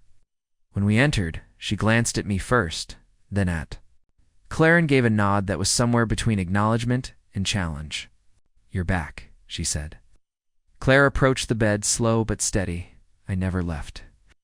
Her mother's gaze shifted down to the blanket, fingers twitching at the edge. The nurse said you were here all night. I was, Claire replied. Because you're still my mother? There was silence after that, long and brittle, until her mother finally said, You didn't have to. Claire stood straighter, but I wanted to. That's the difference now. I stayed near the door, giving them space, but ready to step in if the air grew too heavy. It didn't. It bent, like metal warmed by fire resistant, but not unmovable. I was angry at you, Claire said. For a long time, her mother didn't respond, just blinked slowly as if bracing for impact. After David died, I needed you. And you stayed quiet. You sent cards. You called sometimes. But you didn't come. You didn't sit with me. You didn't hold me when I broke. Her voice didn't shake, but her hands did. And I convinced myself that you didn't know how. That your love only reached so far. Her mother looked at her, the lines around her mouth deepening. I didn't know what to say, she whispered. I didn't know how to fix it, so I did what I always did, stepped back. But I didn't need fixing, Claire said. Softer now. I needed a mother. Those words hung in the room like smoke. For a moment, no one breathed. Then her mother closed her eyes and said, You were always so strong. Even when you were a girl, you pushed through everything. I thought giving you space was what you needed. Claire's jaw clenched, but I didn't want to be strong. I just wanted to not be alone. Her mother reached out then, slow and trembling. Claire hesitated, then took her hand. I'm sorry, her mother said, the words barely more than breath. I didn't know how to love you when you were in pain. Claire's shoulders dropped, the fight draining from her posture, and I didn't know how to ask for it. I looked away then. Not because I didn't want to witness it, but because some moments aren't meant to be stared at. They're meant to be felt. I felt it. The mending, the ache of it, the beginning of something unfinished, still fragile, but possible. Later, as we walked down the hallway, Claire was quiet. Not hollow, not numb, just quiet in the way people are after they've spoken aloud something they'd rehearsed for years. I didn't think she'd say anything, she finally said. But she did? And you? I asked. Do you feel any different? Lighter, she said. She reached for my hand as we exited the building. Isn't that strange? Not at all, I replied. That's what truth does. It lifts and it bruises. That evening we sat by the water in the little town's harbor park, a place Claire said she hadn't been since she was a teenager. Boats rocked gently against the docks, gulls circled, and the cold crept in with the dusk. She pulled her coat tighter around her. You know what I realized? She asked. Moving forward meant cutting ties to the past. But it doesn't. It means facing it, naming it, forgiving it. Even when it doesn't deserve it? I asked. Especially then, she said. Because if we wait for perfect endings, we'll never get closure. Sometimes you forgive not because they earned it, but because you're done carrying it. Looked at her then, at this woman who'd spent years holding the weight of things unspoken, who was now learning how to set them down, one truth at a time. And I realized I was falling in love with her all over again, not just for who she was to me, but for who she was becoming for herself. That night, back at the motel, she curled against me in bed and whispered, Thank you. For what? I asked. For walking with me through that, for not trying to fix it, for just being there when it cracked open. I kissed her forehead. I'm not here to fix you, Claire. I'm here to stand beside you while you grow. Maybe that's what love really is. Not rescue, not perfection, not escape. Just presence. Just the hand that stays steady when the past starts shaking again. Just the quiet voice that says, "You're not broken. You're becoming." When we pulled into the driveway 3 days later, the porch light had been left on by someone. Who wasn't there, probably a neighbor. Maybe just the timer Claire had forgotten about, but it felt like the house had been waiting for her. It was quiet, settled under a thin layer of late autumn frost. The leaves now sparse and damp, clinging to the corners like small forgotten things. She sat in the passenger seat a moment longer than necessary, staring at the house, not moving. Her hand still on her knee, like she hadn't yet realized we were home. I didn't rush her. Some returns take more than a key. Eventually, she exhaled and whispered, "It looks different." "It should," I said. "So do you." We carried the bags inside without much talking, just the creak of the front steps, the soft click of the door, the familiar scent of cinnamon and old wood greeting us. Cody padded in behind us, sniffed around the living room like he was checking for intruders, then curled up near the fireplace with a sigh that felt like punctuation. Claire stood in the kitchen looking around like everything had shifted just slightly while she was gone. The picture frame on the counter, the folded blanket on the couch, the coffee mug she'd left near the sink, they all looked like artifacts from a woman who existed just a few days ago. Before the hospital, before the reckoning, she moved slower. That night quieter, as if trying to step into herself again without startling anything. I made tea while she sat on the couch, legs curled beneath her, not reading, not scrolling, just staring into the middle of the room like it held answers she couldn't quite reach. I handed her the mug and she took it with a small, grateful nod. "I keep replaying it," she said. The way her voice sounded, the way her fingers shook when she tried to say sorry. "That's grief," I said. "It keeps looping until it softens." She looked at me. "It doesn't feel softer." "Not yet," I replied. "But it will.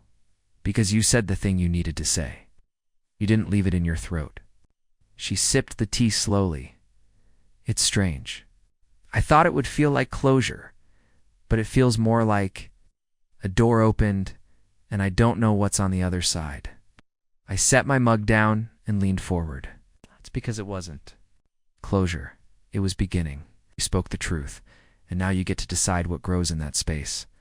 Claire nodded, then leaned back and closed her eyes. We didn't speak again for a while. We didn't need to. The next few days passed with a gentle kind of slowness. We cleaned the house room by room, not in a rush, not as a chore, but as a way of reacquainting ourselves with the life we'd paused. Claire reorganized the pantry.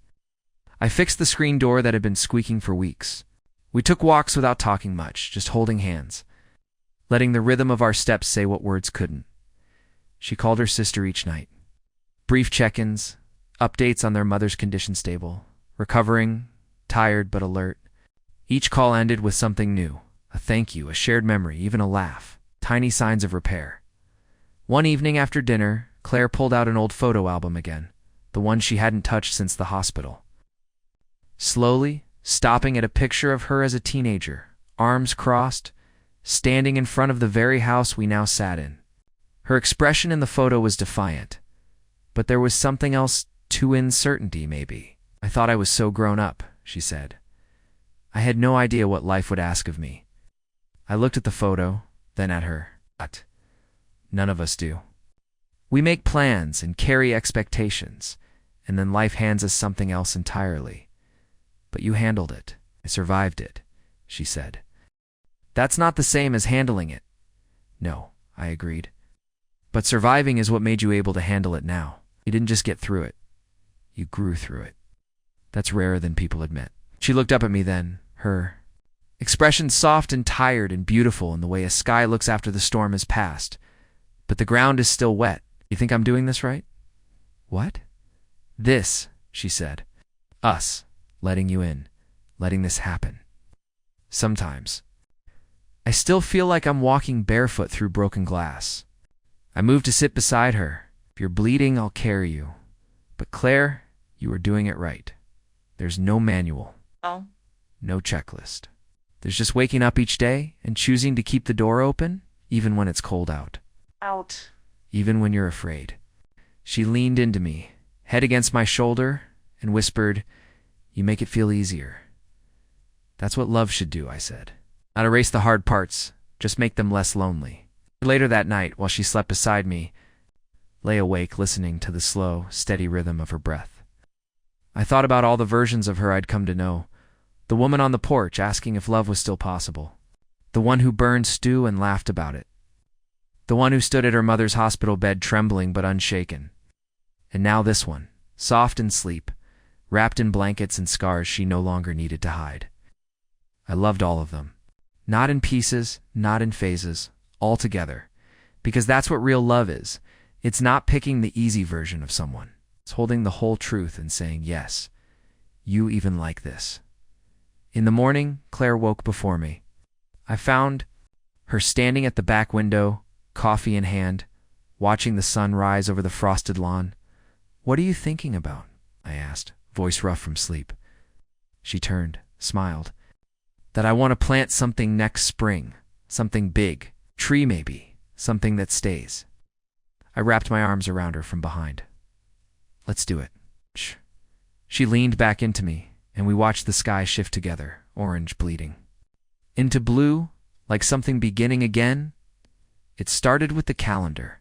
A plain spiral one Claire kept in a drawer near the kitchen phone, still marked with inked reminders from months ago doctor appointments.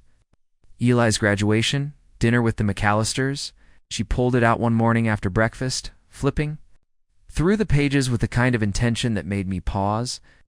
We'd been sitting there quietly, letting the last of the tea go cold between us, when she turned to me and said, "What does next year look like for you?" I blinked, slow and careful. "Next year?" She nodded, still flipping. "January, February, March. All of it. I've started thinking about it."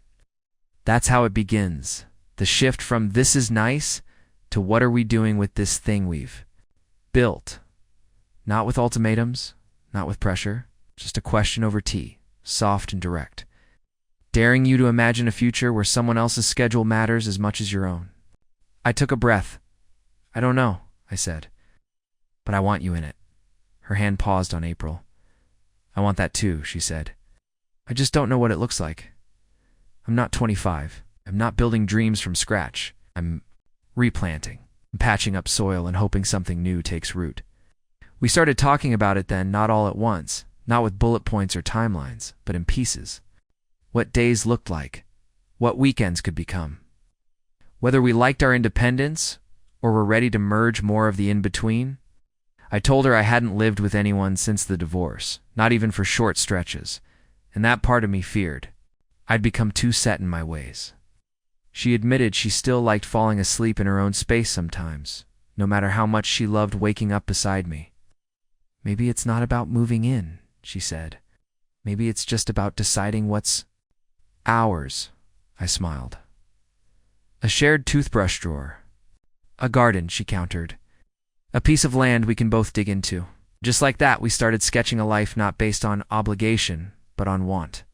A life where we didn't erase ourselves to fit into the other's routine, but instead made space, real, generous, forgiving space, for two whole people to keep becoming. One afternoon, we drove out to the edge of town, where Claire said there was a nursery with young trees and soil soft enough for new roots. It was too early to plant, too cold still, frost stubborn in the ground, but she wanted to look anyway.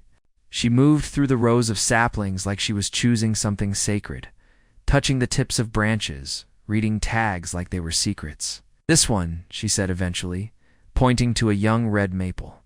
"Stubborn, needs a little help the first couple years, but when it takes, it stays." I laughed. "You just described both of us." "Exactly," she said, smiling. "We're going to plant it in the spring. You'll dig. I'll yell at you about the angle, and we'll pretend we know what we're doing." "That's how all good things start," I said. "It's pretending until it becomes real." Back at her house, we sat with the catalog from the nursery spread across the kitchen table, a pad of paper between us filled with names of shrubs and perennials, and notes scribbled like plans for something bigger than just a backyard. "This feels like more than gardening," I said. Claire looked up. "It is." She didn't need to explain. It was the first time in years either of us had talked about next spring like a certainty. Like we'd still be sitting across from each other then, still planning, still dreaming, still here. The future had crept back into the room, not loud, not demanding, just waiting patiently for permission to stay. We talked about vacations next. Small ones. A weekend at the coast, maybe a train trip north when the weather warms. Not grand gestures, just shared experiences. The kind that string together and become a life. Claire brought up the idea of meeting some of my old friends. Not now, she said, but sometime. I want to know the people who knew you before you were this version of you. I told her that version wasn't always pretty. That's okay, she said. I'm not looking for perfect, just true. That stuck with me. Later, as we folded laundry together in that slow, domestic rhythm that had become so strangely satisfying.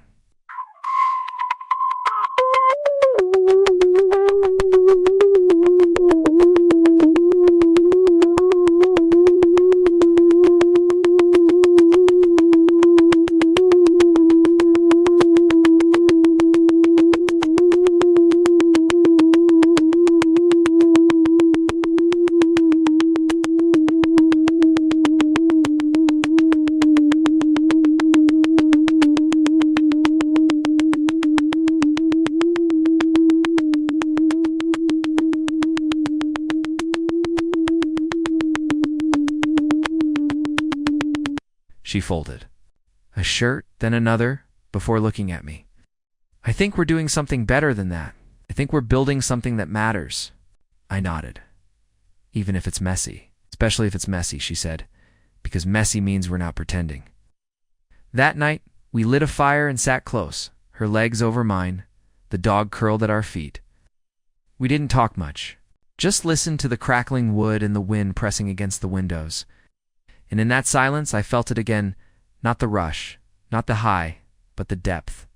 The kind of feeling that only comes when you stop asking if this is it and start realizing that it already is.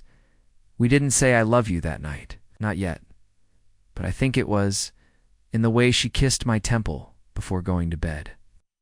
In the way I cleaned the mugs without being asked. In the shared calendar now pinned to the fridge, April circled in red. A single word written beneath it in Claire's handwriting. Tree. It was small, almost nothing. But it was also everything. The tree arrived. On a Tuesday. Delivered by a flatbed truck with mud still clinging to the tires and a young man who looked surprised to find two people our age waiting for a red maple like it was a guest of honor. Claire had marked the spot weeks ago with a little flag in the backyard, a spot just off center, where the morning sun fell warm and unbothered. She'd measured the distance from the fence, paced it out twice, argued with herself over the angle. Then finally declared, right here, where we can see it from the kitchen window. And so that's where it went. We stood there for a while, before digging, looking at the bare-branched tree lying still in its burlap sack, like it knew it was about to be buried and reborn. Claire held the garden shovel with both hands, her sleeves rolled up, hair tied back in that messy, half-intentional way she had that always made her look like she belonged to the earth. You ready? She asked. It's I'll ever be. I said, and we started digging. The dirt was cold but not frozen, soft from last week's rain. I broke through the top layer while Claire cleared rocks, both of us silent, except for the sound of metal hitting earth. It was the kind of work that doesn't demand conversation, but invites memory. I thought about every hole I'd ever dug. Before this one, moving boxes, new homes, old backyards, where nothing lasted. And now here I was, on a patch of grass that wasn't mine but felt like home, digging a place for something we both hoped would outlive us. When the hole was deep enough, we lowered the root ball in together. She adjusted it twice before stepping back and nodding. Okay, that's it.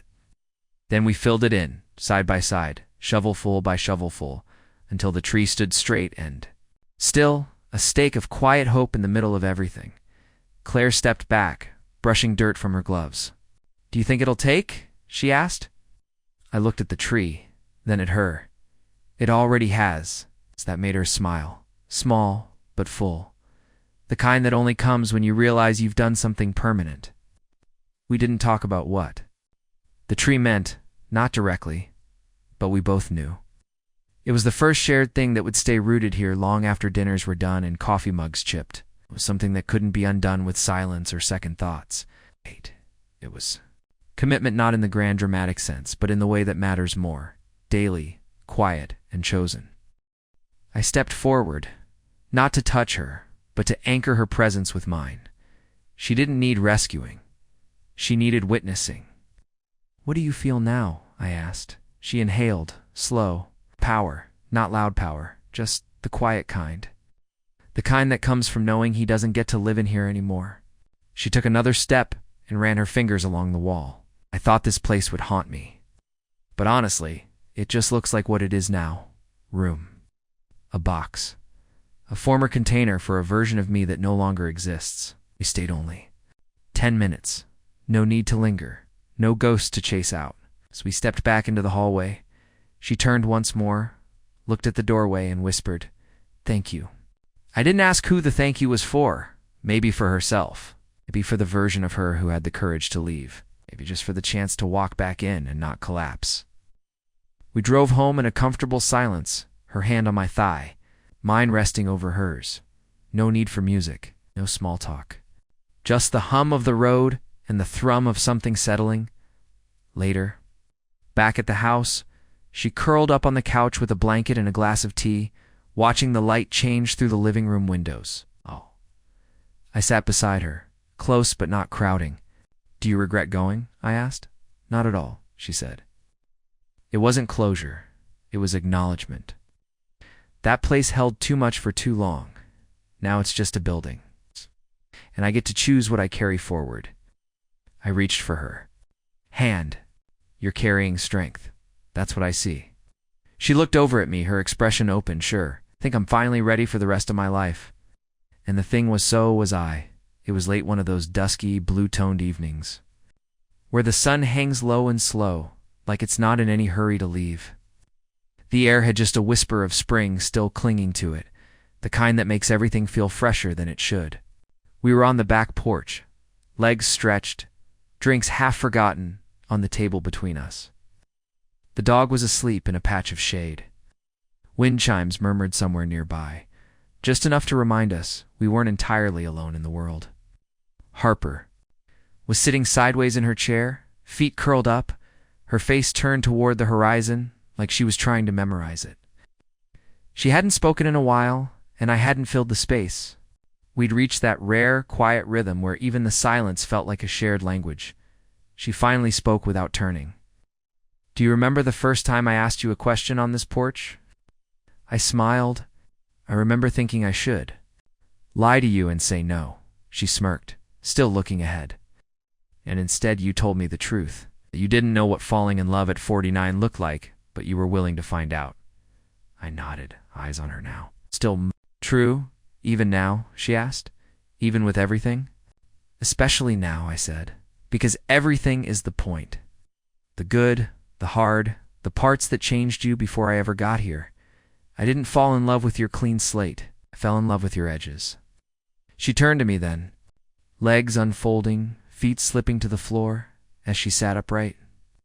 "I used to think love was supposed to feel like escape, like something that pulled you away from the parts of life you couldn't bear.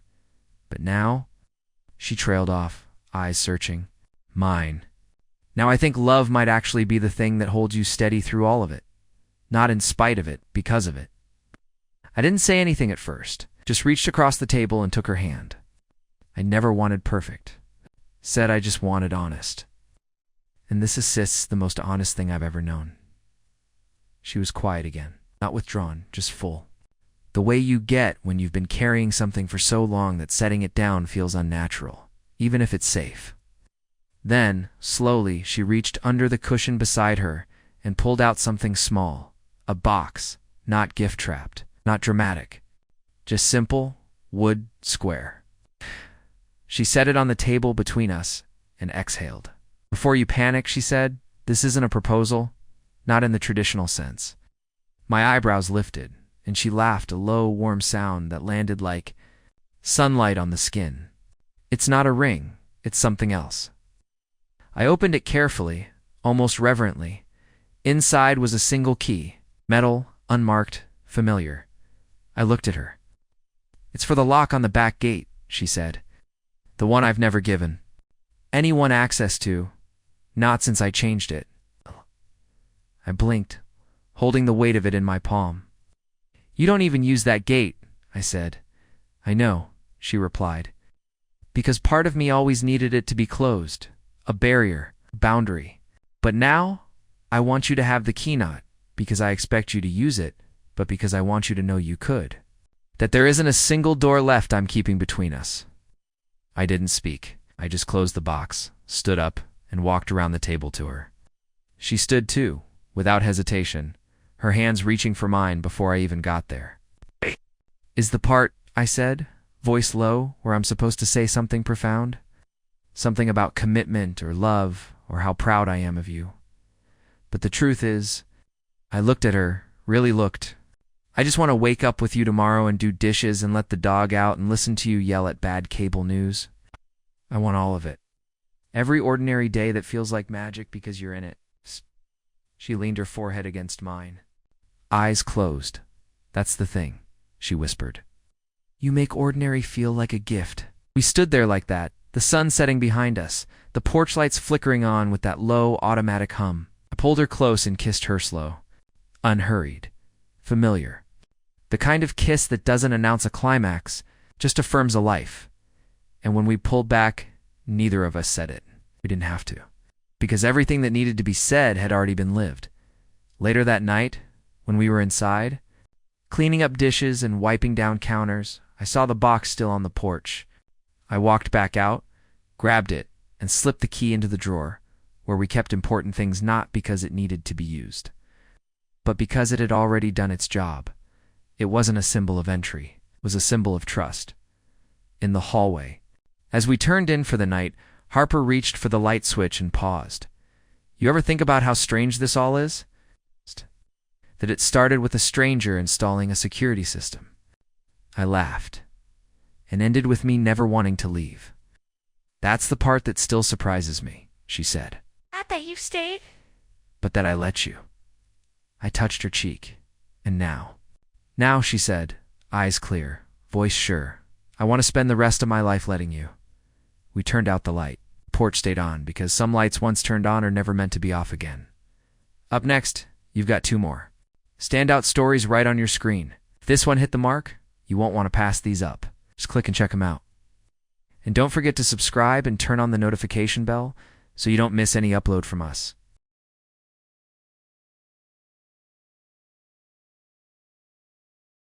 Come out.